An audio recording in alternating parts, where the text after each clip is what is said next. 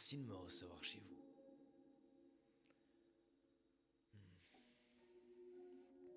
Par où je pourrais commencer? Je pourrais vous dire qu'après une semaine... Non, je vais pas vous dire ça. Je vais plutôt vous raconter mon histoire. Mon histoire est la suivante. Cela fait une semaine que je suis couronné pape. J'ai gravi les échelons. Cela fait une semaine que je suis pape.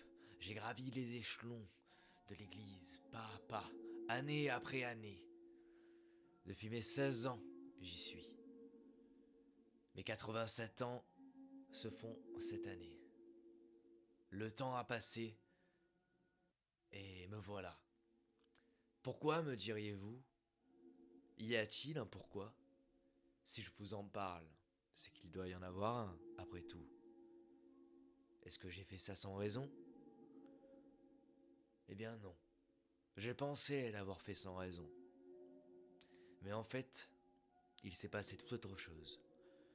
Dès mon plus jeune âge, et jusqu'à mon entrée dans le monde de l'Église, vers 16 ans, j'ai été formé, entraîné, conditionné à devenir un agent secret, un espion, capable d'infiltrer un autre pays, acquérir des biens, des statuts, des richesses, afin de les ramener dans mon pays. Et c'est comme ça qu'aujourd'hui, je suis devenu le premier Français américain pape du monde. Personne n'aurait jamais pensé que cela aurait pu arriver. Et pourtant, voilà où nous en sommes. Aujourd'hui même, me voici, pape Richard III. Il n'y a pas eu de deux avant. Ça sonnait mal, mais c'est un autre débat. Et du coup, ce qui s'est passé, ce qui s'est passé, ce qui s'est passé, c'est qu'à mes 16 ans, quand je suis rentré dans l'église, quand j'ai commencé ma formation, quand j'ai commencé mes premiers baptêmes et à apprendre tout plein de choses. Donc je ne pourrais pas vraiment vous parler aujourd'hui parce que sinon je divulgue des secrets de l'église évidemment. Nous devons faire attention à ne pas partager n'importe comment, c'est quelque chose quand même d'important. Mais après tout, du coup je vous disais, je vous disais, je vous disais, je vous disais.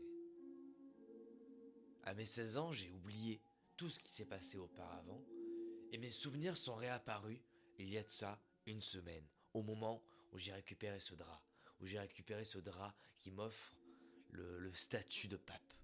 Puisque si tu n'as pas ça, tu ne peux pas être pape. Ou du moins, si tu es pape et que tu n'as pas ça, tu n'es pas pape. Ce n'est pas pareil, mais c'est presque pareil. En tout cas, ça, ça m'offre une possibilité de choix. Avant tout, je vais répondre à pourquoi, comme nous en avons parlé tout à l'heure. Il y a évidemment un pourquoi, une raison à tout cela. J'ai été formé, oui, pour récupérer toutes ces richesses, etc. Précisément, j'ai été envoyé pour récupérer l'anti-Bible et certains dessins croquis préliminaires de Picasso, afin de les ramener en France. On pourrait penser qu'une fois les souvenirs récupérés et le plan de nouveau mis en place, sa continuité doit y aller. Pour autant, ce n'est pas une mission, quelque chose d'obligatoire qui s'impose à moi, c'est plus quelque chose qui me permet d'avoir un choix. En fait, j'ai le choix désormais de soit faire quelque chose qui ne me plaisait pas et qui m'a été imposé, c'est-à-dire être espion dès le plus jeune âge, soit de faire quelque chose qui me plaît, mais qui m'a également été imposé, c'est-à-dire être un homme d'église.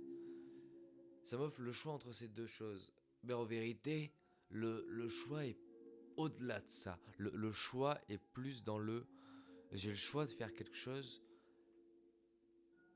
qui ne représente rien. J'ai le choix de ne rien faire. J'ai le choix de ne rien faire. Et en ne faisant rien, je fais quelque chose. Et c'est ce quelque chose-là qui m'apporte quelque chose d'incroyable.